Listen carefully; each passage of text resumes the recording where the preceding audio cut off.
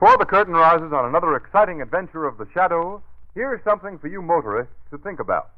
According to a recent survey made in 50 American cities, nearly one-third of all the tires on the road need replacement right now. One-third of the nation's tires are so worn as to be dangerous. If your tires are among this dangerous third, don't take chances any longer. Get Goodrich Safety Silvertowns now. Silvertowns, you know, are really two great tires in one.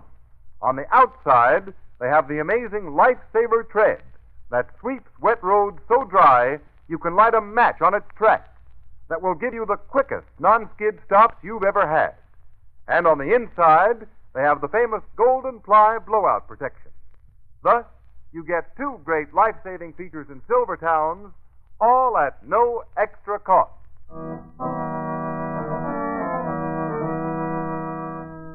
The Shadow, mysterious character who aids those in distress and helps the forces of law and order, is in reality Lamont Cranston, wealthy young man about town.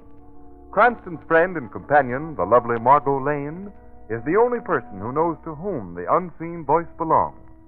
The only one who knows the true identity of that master of other people's minds, the Shadow. Today's story, Conversation with Death.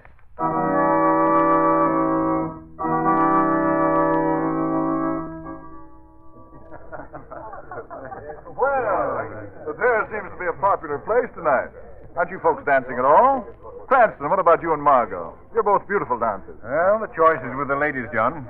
But they seem to prefer the cool of the terrace and Dr. Latham's very interesting account of his experiences in the Orient. We can dance most any time, but it's seldom one can listen to so distinguished a scientist as Dr. Latham. Oh, thank you, Miss Lane.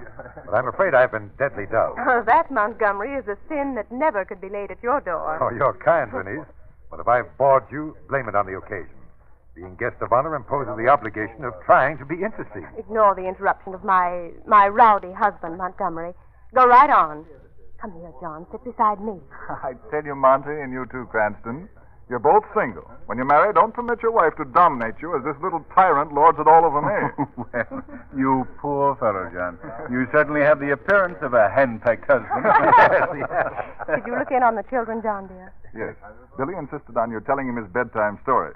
But I knew if I called you to the nursery, we'd never get you out again. Did he go to sleep? Right off. And Betsy? Doesn't even know either of us are in the world. Sleeping the sleep of... No, I won't be tried. Excuse us, please. Now the most vital part of the Porter household is taken care of. Sorry, go on, Montgomery. You were telling us about the Orient. Please. I've monopolized the conversation. But you know I never tire hearing about the Orient. Yes, I know. I remember I once held the Orient out as a bait to induce you to run off with me. Yes, DJ, before John. Bernice traded that trip to the Orient for a trip to Hoboken. That's where we were married. Oh, really? 10 years ago. 10 years. I've covered a lot of ground in that time. Geographically and professionally. Yes, and I have you two to thank for that. Well, do you mean, Doctor, that John and Bernice share honors for your travels and your successes? I'd say Bernice does. At least she started the chain of circumstances. If she hadn't turned me down in favor of John, I shouldn't have run off to the Orient and buried myself in science. Why, Renee, you've held out a romance on me. I never suspected there was ever anyone but John. Well, I must say, Montgomery was a swell rival. No trouble at all. He went out on the first punch. Well, it's a good man who knows when he's beaten, eh, Latham? Oh, I don't know that it was a tribute to my common sense, Mr. Cranston. I rather suspect it was the result of a flaw in my character. You see, I'm not a fighter. I'm a brooder. Oh, that's bad. Beware the brooder. More deadly than the fire that brightly burns and quickly dies is the brooder's smoldering fury which from little things arise. Remember? Hey, I resent the implication that Bernice is a little thing. She's certainly the biggest thing in my life. Ah, what changes time can bring. John and Bernice, this beautiful home, two lovely children. Well, it all makes me feel so terribly old. Yeah, it does seem as if John and Bernice have found the true success formula. Yes, John, you must give me the formula. If you have a minute, I should like to talk over old times with you before I leave. Yeah. I'm sure the others will excuse us. Why, of course. Oh, John, take Montgomery to the library, and I'll have the butler bring you something to drink. Margot, you and Lamont will dance, I suppose? Yes, Bernice, if I can speak for Margot. Of course you can, Lamont. I was beginning to think I'd lost that fatal fascination. Well, come along then, Montgomery. I've been looking forward to a little gas fest with you. If I may be permitted the role of the fond parent, I'll accompany you as far as the nursery. Always the doting mother. See you later, Margot. Yes. Right? Well, Lamont, why so pensive? I'm thinking, Margot, of that little jingle you recited. More deadly than the fire that brightly burns and, how does it go? Quickly dies is the brooder's smoldering fury which from little things arise. Yes, that's it. Silly little thing. Yet it's not without truth.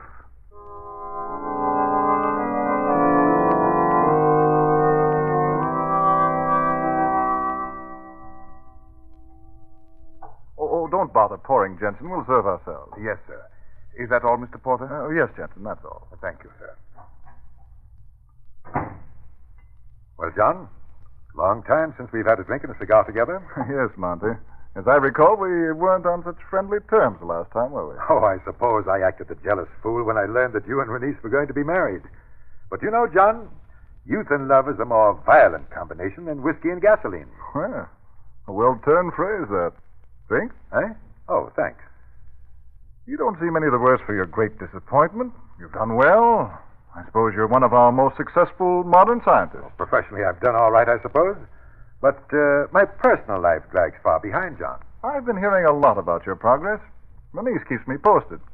She reads everything printed about you. Does she, John? Does she really? I think she told me at last count 27 formulae bear your name. 28, to be exact. 28? Yes, she wouldn't know about the last. It's still a secret.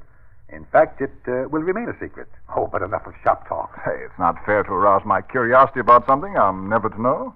Well, oddly enough, it'll be no secret to you, John. I'm going to tell you all about it. Well, I feel honored to be thus singled out. Yes. Singled out.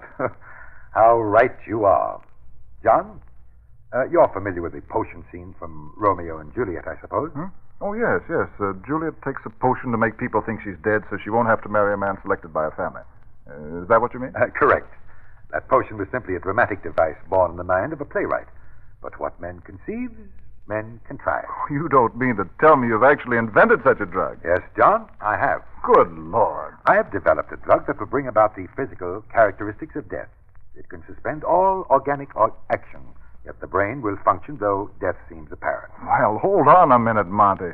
At the risk of appearing stupid, do you mean that a person receiving a dose of this drug could be pronounced dead by a competent physician? Pronounced dead and buried. Yet he would be aware of everything that was going on about him? Fully aware and totally incapable of helping himself. Well, that's horrible. The most horrible thing imaginable. What sent you on a quest for a drug like that? Hate? Hate? Yes. Strange that such an unworthy emotion should be the motivation for a great scientific discovery, eh? I'm afraid I don't follow you. Oh, it's quite simple, John.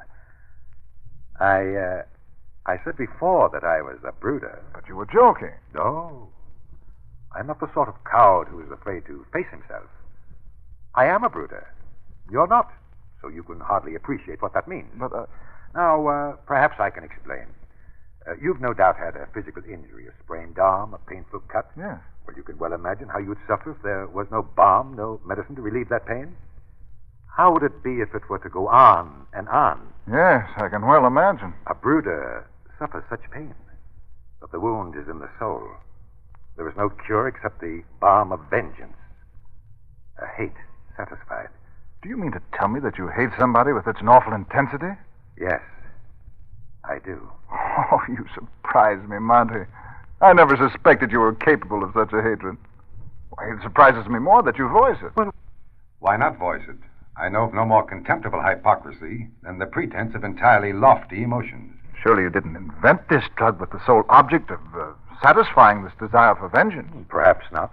But my hatred was eating away a part of me. I felt I could never be whole again while the sore persisted. I spent sleepless nights trying to wipe out this spirit cancer. That's what I call it, John. And burying the man you hate alive would wipe it out? Even the knowledge that I possess the power to completely express my hatred brought relief. Really, Monty, you amaze me. Truly amaze me.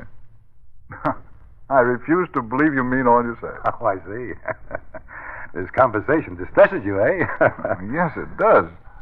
I think it's the strangest talk I've ever had. Well, then we'll change the subject. Let's talk about something else.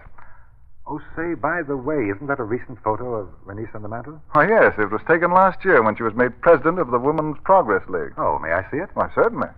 I believe it's her best likeness. I must have an oil made from it sometime. Here you are.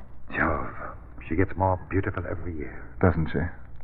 I know I'm the luckiest man in the world having a wife like Renice. Yes, John. You've been fortunate. Most fortunate. Oh, the picture hardly does her justice. No picture could. Well, shall we drink up? Here's to her. To her. Ah, we let our drinks get warm. I'll pour another. Oh, no, never mind. This one is quite adequate. Quite. Mine tasted rather bitter. Oh, perhaps you're not accustomed to that particular brand. No, that's hardly the case. Oh, I suppose I can't stand these late hours as I once did. Money, I think I'll... What's the matter, John? I don't know. The glass just dropped from my hand. Perhaps you'd better sit down. Yes, Monty, get a doctor quick. I can't move. I'm paralyzed. Yes. Yes, John, you're paralyzed. And no doctor can help you. Your body will assume the characteristics of death, and I will be a whole spirit again. A drink. You drugged it when I went to get Renice's picture. Yes. You permitted yourself the stupid conceit that nobody could hate you. But I do. I've hated you with an intensity that threatened to consume me ever since the day you married Renice. You're mad, Montgomery. No sane man could do this. I'm free. Free for the first moment in years. My 28th formula will destroy you, John Porter, and I'll have nothing to hate anymore. For Renice's sake, Montgomery. She loves me. You can't do this to her. Soon she'll recover. I will help her through her grief, and I'll reap the reward of a consoling friend. What do you mean? Renice will be my wife. Never. Never. You took her from me. Now I take her back. That's the end, John Porter. Your heart will soon stop. You'll be pronounced dead. You'll cry out, but your voice will only be heard by yourself. And then you'll be buried. Alive. Oh, good God. Help. There is no help for you. Renice, please. Already your voice grows weak. Now the heart. That is the end, John Porter. Now you shall be a helpless witness to your own funeral.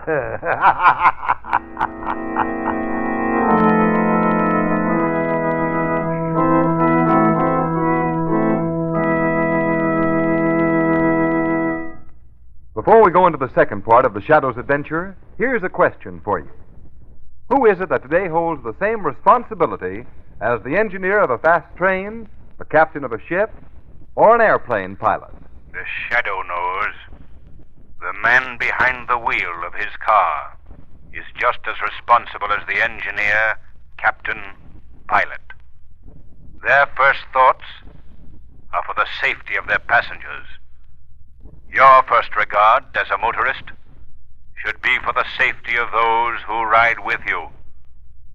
For their sake, for your own sake, play safe. It pays. And remember, motorists, safe motoring begins with safe tires. Switch to Goodrich Safety Silvertowns now.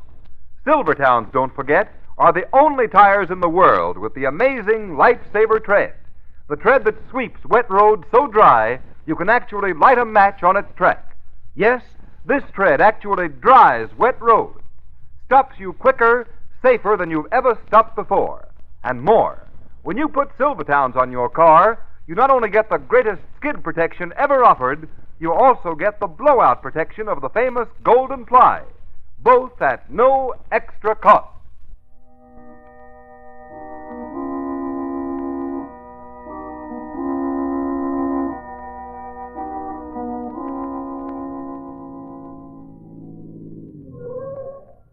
Isn't that Latham's car in the Porter driveway, Lamont? Well, yes, it is, Margot. And there's still a light in the room where John's coffin is. We'll have to wait here until it's turned off. What time is it? It's near midnight. Then we shouldn't have to wait long. You had no luck with the medical examiner, did you? Very little. I told him I couldn't bring myself to believe that John Porter died of natural causes. I had nothing to offer him in the way of proof to the contrary, so of course he couldn't hold up the burial simply on vague suspicion.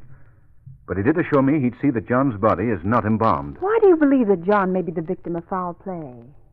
Well, Margot, I'm working entirely on hunch. Montgomery Latham was in love with Renice Porter, and still is, if I'm any judge. Oh, that's silly of me not to have thought of that. Of course, he shows it in every glance. Well, there you have a possible motive for John's death. Latham might conceivably want him out of the way. Of course, but how do you suppose he did it? I'm only thinking of possibilities now, remember. But I once put a painfully wounded dog out of his misery in just the way John Porter might have been killed. How, Lamont? By hypnosis. You mean that it's possible to kill a man by hypnosis? Quite possible. It's a branch of hypnotic science I learned in the Orient. Oh, yes. Latham spent many years in the Orient. You think he might have learned the science?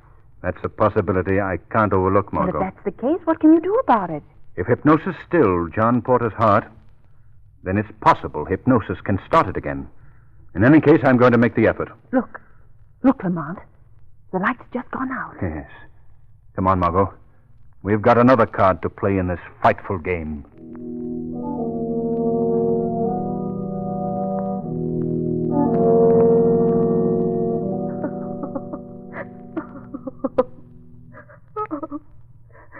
Oh, I just can't believe it, Montgomery.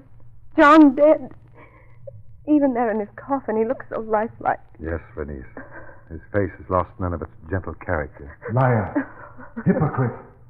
Beware of Latham, Renice. Perhaps it's only wish fulfillment, Montgomery, but he seems to smile encouragement to me. I'm not dead, Renice.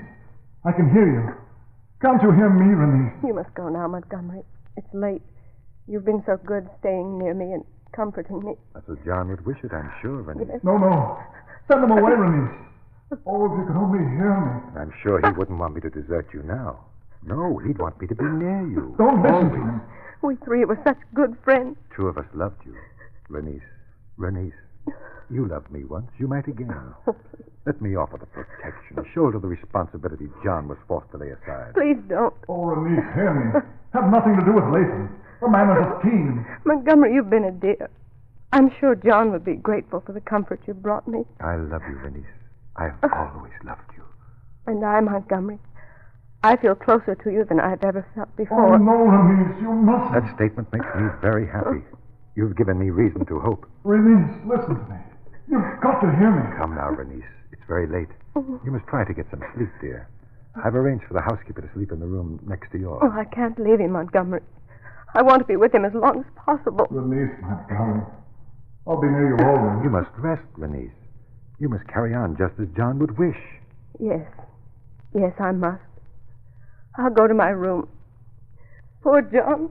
My poor John. Renice, don't go. You must hear me. I've got to warn you against Latham. Renice, hear me. You must hear me. Don't. Oh. All right, Margot. Step in. They're gone. You're not afraid, are you? No, John was our friend. Why should I be afraid? I'll need your help. Take his hands in yours while I open his eyes. All right, Lamont. You got it? Yes, Lamont, I've got it. Now place your finger on his pulse. Be on the alert for the slightest beat. Yes, I will. Good girl. Now we'll see if the art of hypnosis has anything to do with John's condition. John Porter, you must heed me and act as I command. Yes, help me. You are not dead. No. You sleep under an influence which I will destroy. As I speak, the blood flows through your veins. Your heart takes strength as I will it. And now it begins to beat. Beat. Beat. Beat. Beat. Beat. Respond, John. Respond. I'm trying, Cranston. I'm trying, but you can't hear me. John Porter, a force greater than that which holds you calls. Respond. Margot. Yes, Lamont? Any pulse action? Not the slightest. We'll try once more. Don't give up, Cranston. Do you hear me? Don't give up. John Porter, again I command you to shake the influence that shackles you. Move. Speak. Yes, Cranston, I'm speaking. Can't you hear me? Any luck, Margot? No, Lamont, not a sign of life. Well, Margot, looks like my guess is wrong. Cranston, don't give up. Isn't there still some small thread you might follow? John will be buried tomorrow. No, not that. Well, Don't let them bury me. if there is a thread of thought, it hasn't yet occurred to me. No, Margot, I'm afraid we'll have to acknowledge the claim of the grave. No. John Porter is dead.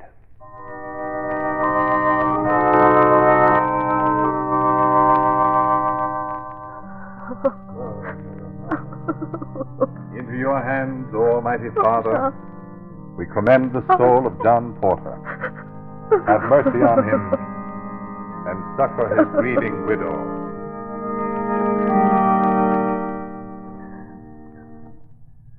All right, men. Lower the casket. John. Oh, John, darling, I don't want you to go. I don't want to live without you. Oh, Renice, please, you mustn't give away, dear. Can't anybody hear me? Renice, Latham, mercy. All right, men. Fill in. Renice, don't let them bury me. Renice. No, no, please. Somebody hear me. Help me. Don't let them bury me. Help me. Don't. Listen to me. I'm not dead. I'm alive. Do you hear? I'm alive.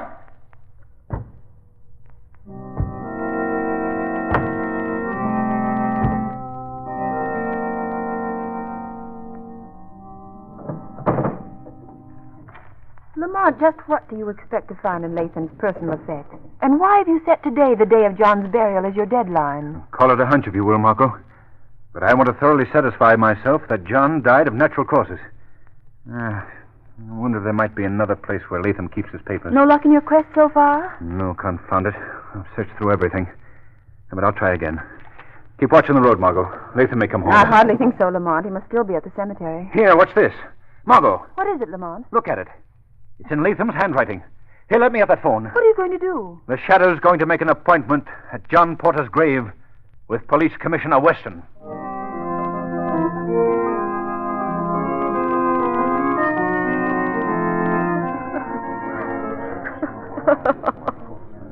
Come along, Renice.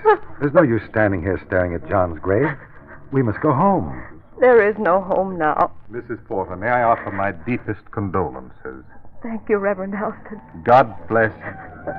Why, what does this mean? Who are these men that drive so fast into a cemetery? Why, it's the police. Police? Come along, Renice.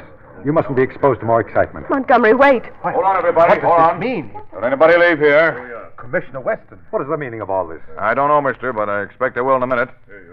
Shadow. Is the Shadow here? Yes, Commissioner. The Shadow is here. Shadow? In the shadows. All right, then. Now, what's this all about? You phoned me to be Just here. a minute, Commissioner. You men there, start digging as fast as you possibly can. Bring John Porter's casket up and rip the cover off. Hurry.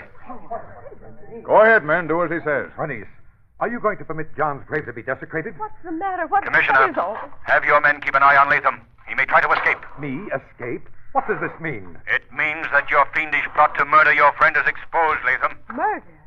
Oh, this is ridiculous. Commissioner Weston, look behind you. Back of that monument. Oh, you mean over here? That's it. I've placed an envelope and a small bottle there for you. Montgomery, who is this that accuses you of killing John? Some lunatic, I suppose, making a wild and stupid guess. The Shadow doesn't guess, Latham. The Shadow knows. Find them, Commissioner? Is what you mean? Yes. That envelope contains a document describing a drug that Latham gave John Porter. What? Why, this is preposterous. You can't deny it, Latham. You wrote the document yourself. It's in your handwriting. Renice, don't listen. The man is mad. Go away. Don't touch me. What's in the bottle, Shadow? That's the antidote. If we hurry, it may save John Porter's life. Save his life. Oh, hurry. Please hurry. All right. Hoist it up. Quick. Don't let Latham escape. Grab him, Commissioner. Here, you. Here. Don't try anything like that. I wasn't trying to get away. I simply wanted to... Well, you won't take any chances. Snap the bracelets on him, Horton. Take him away. Okay, sir. The casket's up. Rip it open, quick.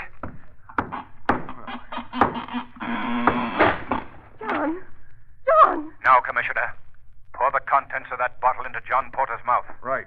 Here, lend a hand here, somebody. Sure, Commissioner. Now, hold his mouth open. Yes. There you are. Okay, Shadow. Now what? Now, we wait. He groaned. I heard him. Oh, John. John, speak to me. Stand back, Mrs. Porter. Don't touch him. Look. His eyelids are moving. He's alive. Alive. Alive. Oh, my darling. My dearest, speak to me. Speak to me. Why, his eyes are open. John, it's me, Renice. You're saved, darling. Saved. Denise, Yes, John. What is it? you can hear me. Yes, dearest, I can. Thank God. Thank God. He's passed out. John. It's all right. A few hours in bed, he'll be all right again. Okay, Shadow. I'll see that he's taken right home. And as for Lathan, we've got a home for him, too. But it won't have any curtains on the windows. Well, this completes my job. So I bid you all good day. Oh, Shadow. How can I express my gratitude? How can I thank you? No need, Mrs. Porter. My reward is in your happiness.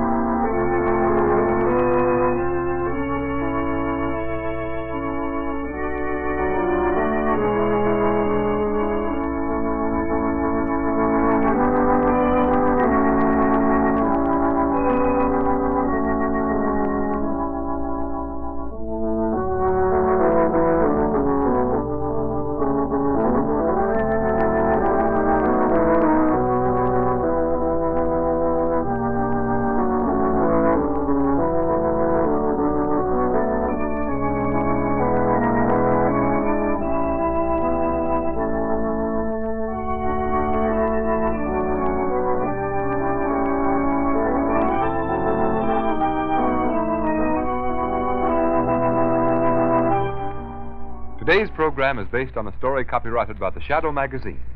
All the characters and all the places named are fictitious. Any similarity to persons living or dead is purely coincidental.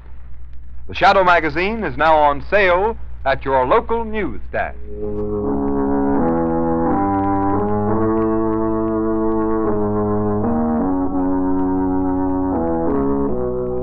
The weed of crime bears bitter fruit.